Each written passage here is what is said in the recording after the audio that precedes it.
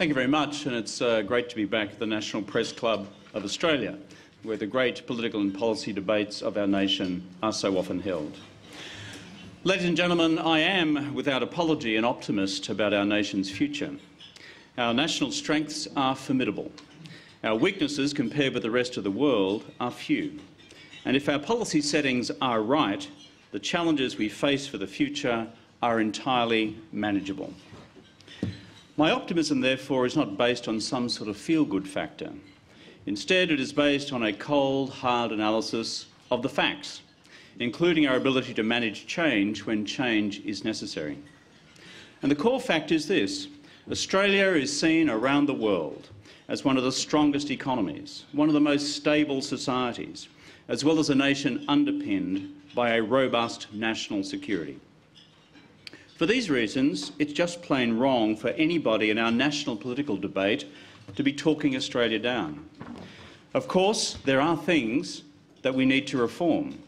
The process of reform, if we are honest about it, is a never-ending process. There's no standing still in this business. But that is different to a daily diatribe of negative politics, whose single objective, it seems to me, is to cause the Australian people to feel that our national economy and our national security is on the verge of falling apart, if not now, then certainly by next Thursday afternoon. Mr Abbott is a formidable politician. He is the most conservative politician to become the leader of the Liberal Party in history. He is particularly formidable in the art of negative politics. But a 100% diet of negative politics is bad for our nation, and it's bad for national confidence. And the truth is, it's a bit of a lazy substitute for the hard work that is needed to develop, argue and implement real policies that will change Australia for the better. That is why Mr Abbott has so far stated, and it appears it is now true, that he does not wish to face the public scrutiny of a national economic policy debate here at the Press Club of Australia. Today's debate was to be about the economy. Well, I'll be talking about the economy instead. My core argument to you today is that given the new economic challenges that Australia is now facing, what the Australian people now want to see is debate about clear, positive economic policy direction for their future. Given the significant and recent decline in our terms of trade, a critical influence on jobs and the living standards of our people, substantive economic policy debate is no longer just an option for our nation, it has now become a necessity, an urgent necessity. Because if we make the wrong decisions now, we'll be living with those decisions for the decade ahead. So how do we best define this core new economic challenge for the nation? And how do we best define the most appropriate policy response to this challenge? When I was first elected Leader of the Opposition, I argued long and hard that Australia had to prepare for the day when the mining boom would be over. You will remember, some of you, that I was ridiculed way back then by Treasurer Peter Costello for even asking the question, as if it was some act of economic non-patriotism. The truth is, in 2013, the China resources boom is over. And while the export of resource and commodity volumes are up, the prices we receive for them have now fallen almost 25% since their peak, and they may well fall further. This is reflected in our declining terms of trade from the historic highs we achieved only a year or so ago. At their peak, our terms of trade were more than 60% higher than the average across the 20th century. That is a very big number. Over the course of the boom, beginning in 2002-03, these record terms of trade have delivered Australia around a 15% boost in our national income. Our producers have responded fantastically to these international price signals and have brought about arguably the single greatest investment phase in our economic history. But that investment phase is now slowing. Right now we find ourselves at a crossover point for our national economy. A transition from an investment-intensive phase in our minerals and energy sector, which has understandably pulled resources away from other sectors of the economy, and a transition to a new phase of investment in other sectors of the economy, including the traded sector, that will now also be advantaged by a lower dollar. Managing this economic transition is now a core task of Australian economic policy. Critical for jobs, critical for infrastructure, critical also for national living standards. When I was elected Prime Minister back in 2007, I said the best policy response for any future change in our economic circumstances was to lift our national productivity. I have never changed my view. We then took action by radically increasing investment in human capital, early childhood education, school standards, school infrastructure, school funding, uncapping university places, a radical new investment in economic infrastructure, road, rail, ports, and for the first time, urban transport, and of course the National Broadband Network, NBN. And third, a program of regulatory harmonisation between the Commonwealth and the states. 9 months into office, while implementing these productivity-based reforms, we, together with the rest of the world, were hit by the GFC. This was no small thing. This was the largest financial and economic crisis faced by the international economy since the Great Depression 3/4 of a century before.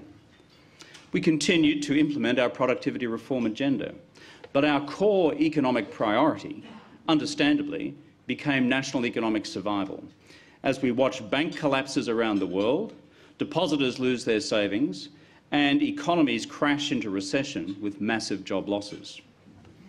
As you know, here in Australia, we deployed a national economic stimulus strategy, timely, targeted and temporary, which helped keep Australia out of recession, kept the economy growing and kept unemployment with a 5 in front of it, one of the lowest levels in the world. And we did so with lower levels of debt and deficit than practically all the major advanced economies in the world.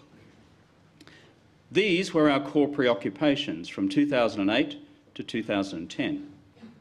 In early 2010, with the economy stabilising, as Prime Minister I returned to the theme of national productivity growth. In January 2010, as part of a series of speeches around Australia Day that year, drawing on the third intergenerational report, Australia to 2050, Future Challenges, I outlined Australia's triple dilemma of an ageing population, static to declining workforce participation rates and slowing multi-factor productivity growth. Just to recap, in 2010, 1 in 7 Australians were over the age of 65, whereas by 2050 that ratio will fall to 1 in 4.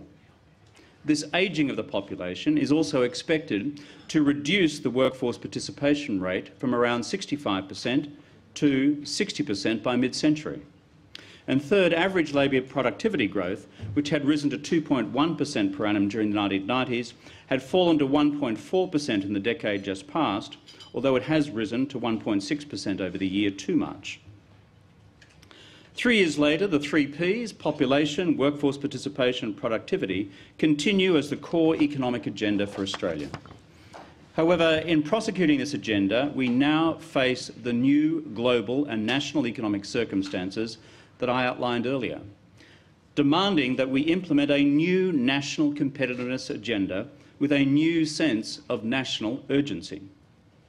These global factors frame the new economic challenge that Australia faces today: how to protect our jobs and living standards, given that global growth is sluggish and now the China resources boom is slowing. I am optimistic that we can rise to this new challenge with a clear-cut policy direction that puts productivity first, driven by a new sense of partnership between government, business and unions. My confidence in rising to this challenge is underpinned by our economic fundamentals, which we have kept strong despite the pressures of the global financial crisis. If anyone seriously doubts this, they should ask why we were one of the few countries in the world to have a AAA credit rating with a stable outlook from the ratings agencies that analyse minutely Australia's and every other country's debt and deficit profile.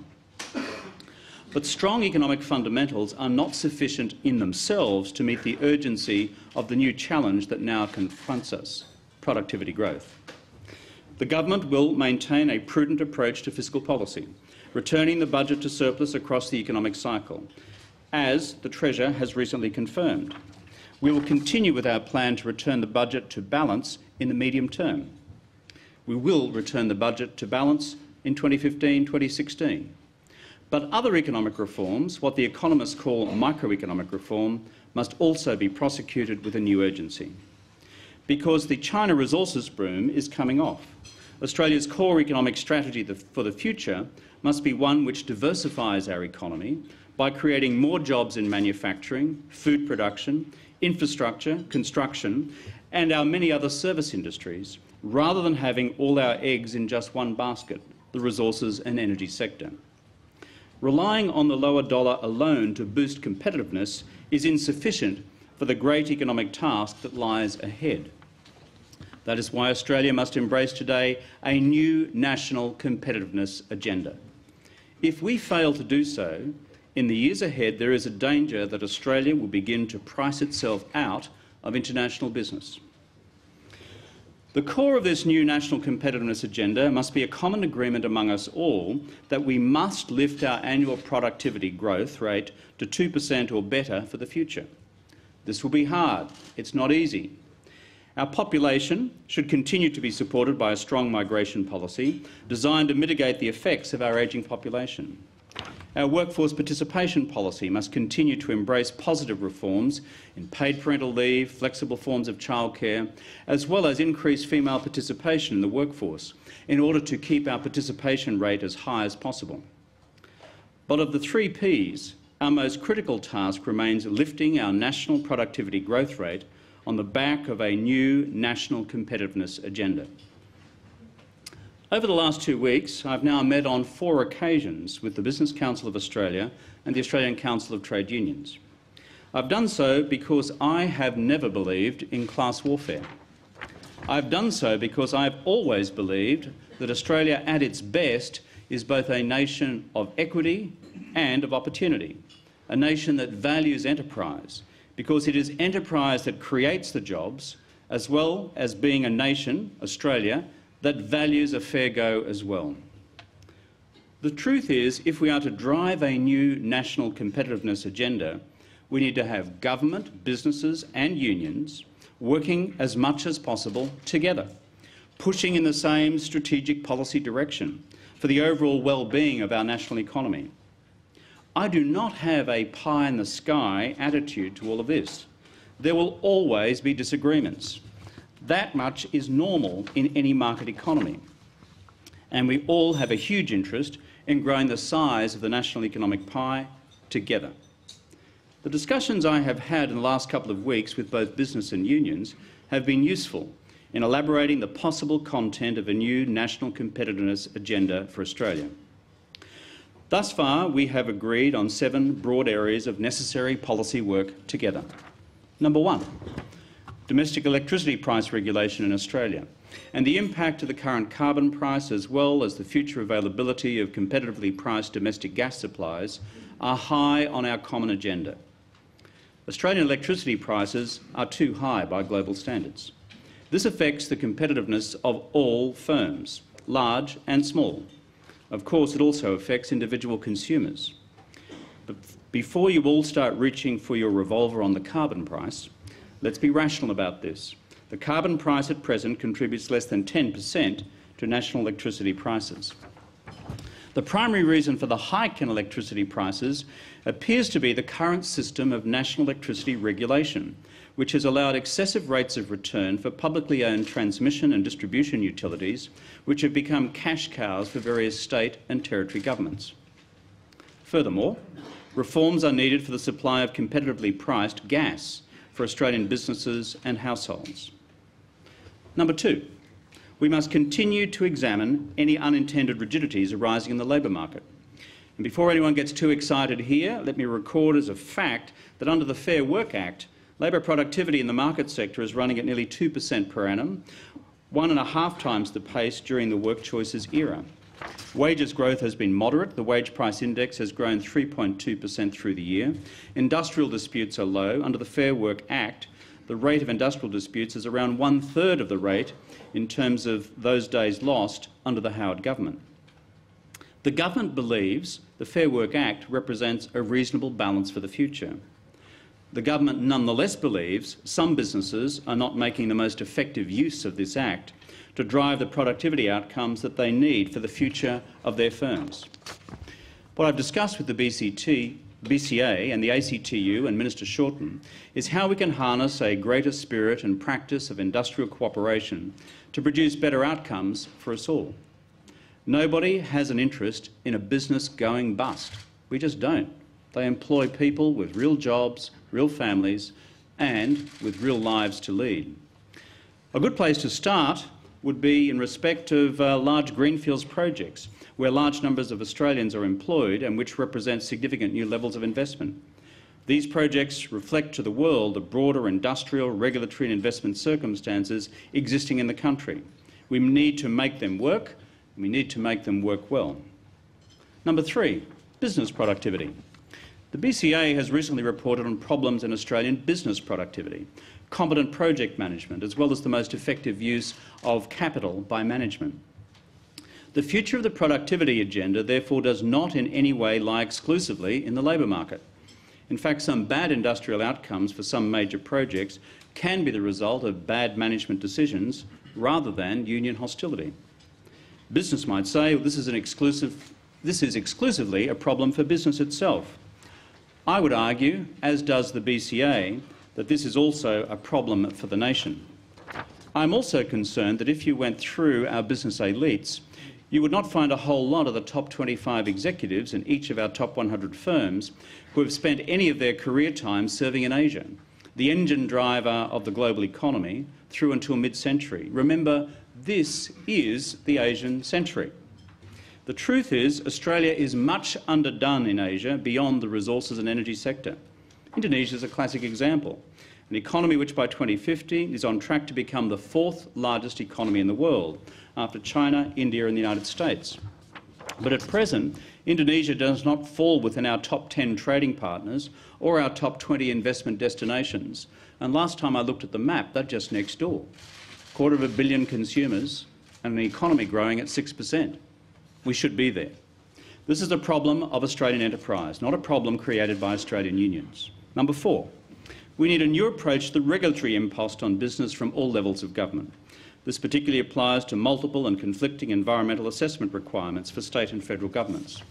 Surely it lies within our wit and wisdom to begin by integrating the assessment procedures and reports at present separately mandated by the Commonwealth and the states. Surely we should aim to have one single integrated assessment system, even if we continue to have 2 different decision points. An integrated assessment system removes so much of the regulatory burden faced by businesses in getting a project off the ground. I've already discussed this with Premier O'Farrell in New South Wales in particular, and I want to take this discussion further. Number 5, education, skills and training. Our national objective must be to build the best educated, best trained, best skilled workforce anywhere in the world. Progress has been made. We now have universal preschool education supervised by teachers for a minimum of 15 hours a week, emphasising pre-literacy and pre-numeracy skills. We now have NAPLAN to make publicly transparent the literacy and numeracy performance of all schools in the nation. We never had that before. The government's Better Schools policy plans to invest a further $10 billion over the next 6 years to lift school standards and education outcomes through transparent school performance plans. We have uncapped university places for Australian students so that we now have 190,000 more kids at university than we did just 5 years ago. That is a very big number, translating directly into the quality of the workforce we produce in the future. We do, however, need to do more with vocational education training, particularly given the recent withdrawal of effort by many of the states. Number 6, infrastructure. Infrastructure Australia is doing great work. For the first time in the nation's history, a national infrastructure priority list has been developed on the basis of a rigorous cost-benefit analysis. Major projects are underway across road, rail and ports and urban transport. More projects should be underway, such as the Cross River Rail project in my home city of Brisbane. The NBN is being rolled out, the new infrastructure of the 21st century, which of itself becomes a massive productivity driver for firms. We do, however, need to embrace new forms of infrastructure financing, and this forms part of an important agenda for work.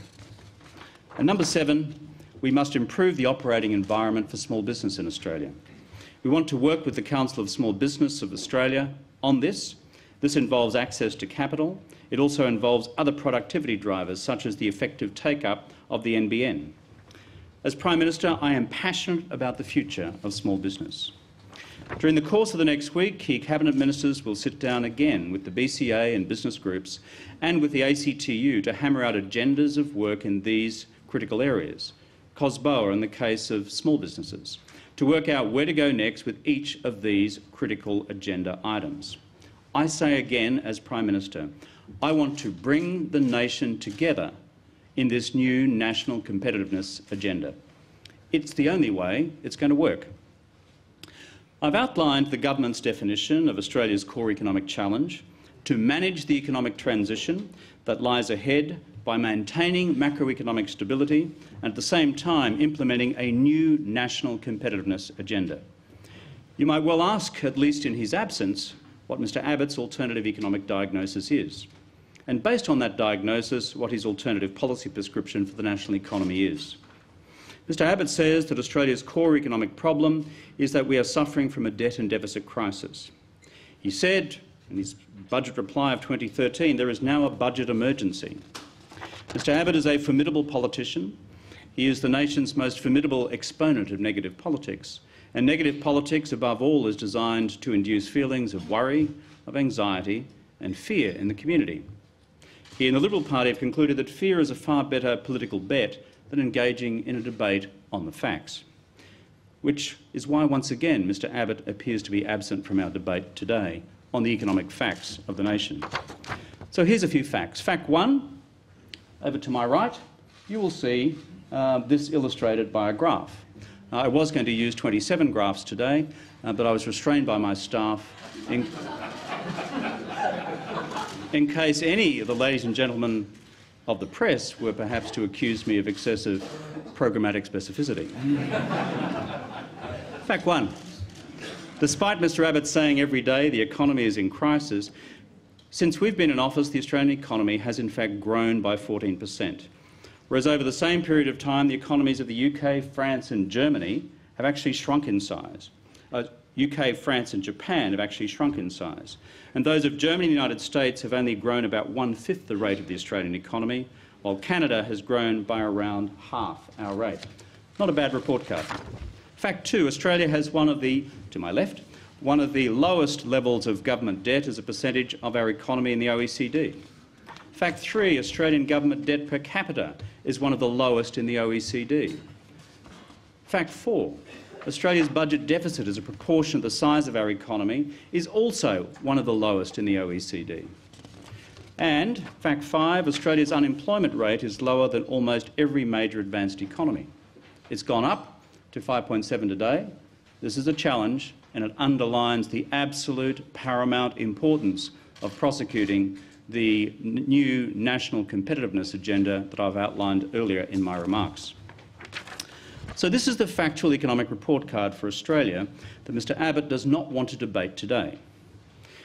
Let's go to debt and deficit levels in particular, because this is what Mr Abbott has banged on about for 3 years now, and it will dominate Mr Abbott's negative message for the election campaign. Our debt level is scheduled to peak at 11.4% of the size of our economy. Of course, we should always be concerned if we have a debt, and we should always repay our debts responsibly.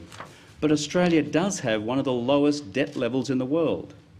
Because Mr Abbott's exaggerated claims on debt and deficit are based on a falsehood, the whole house of cards he has constructed against the government's economic credentials, resting on his flimsy foundation of debt and deficit attack, comes tumbling down. Mr Abbott's economic policy for the future, frankly, is a little bit worse. His prescription is to implement a slash-and-burn austerity drive across the nation.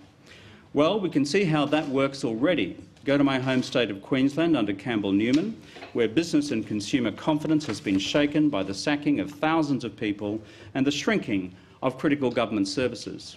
And I note for a fact today that the unemployment rate in Queensland has gone up to 6.4%. In fact, it's now the highest unemployment rate in mainland Australia, and it has gone up from something in the order of 5.4 or 5.5% when Mr Newman first became Premier. What state governments do can have an impact on the real economy and look no further than Queensland for the case in point. We've also seen the impact of austerity drives by Conservative governments in the United Kingdom, which nearly produced a double-dip recession and has continued to plague growth. Just this year, the UK recorded the largest quarterly decline in household living standards in a generation. And please note this core fact once again: the British economy today is smaller than it was back in 2008. In summary, regrettably, it seems Mr Abbott just doesn't understand economics. And don't take my word for it, that's exactly what former Treasurer Peter Costello had to say about Mr Abbott. To conclude, today I wanted to debate the future of our national economy. Mr Abbott's absence has made such a debate impossible. Therefore, whenever you hear Mr Abbott, Mr Hockey, Mr Robb or anyone else try to run the lines of an Australian debt and deficit crisis, remember this was the day for Mr Abbott to defend his case. Instead, Mr Abbott has decided to cut and run from this debate. Run away from the facts, but keep pumping out the fear. In Mr Abbott's absence, what I have done today is outline our framework, the Australian government's framework, for tackling Australia's future economic challenges. Australia is now an economy in transition, a transition from the previous decade of the China resources boom to the decade ahead where we must now diversify our economy so that we don't have all our eggs in one basket. The challenge for the Australian government is to accelerate a new national competitiveness agenda that boosts our long-term productivity growth. And we need to aim for a productivity number with a 2 in front of it. And to get there, we need to bring the nation together, not pull the nation apart. Australian Labor governments know how to manage the great transitions in our economy.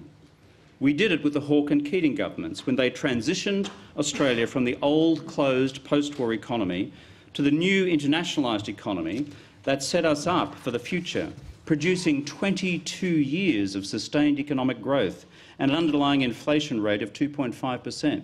That's a world record. And we did it again under this government when we transitioned Australia through what Paul Keating recently and eloquently described to me as the valley of death of the 2008-2009 Great Global Recession. And I believe we can transition Australia again, capturing the gains of the Asian century while diversifying the Australian economy so that in the future we have all sectors, all our cities and our regional centres lifting their economic performance. Australian Labor governments manage transitions. We sketch the future. We harness the energy and the ambition of our people, and as the people's government, we put policy to work to put the changes in place that best secure our future. I thank you.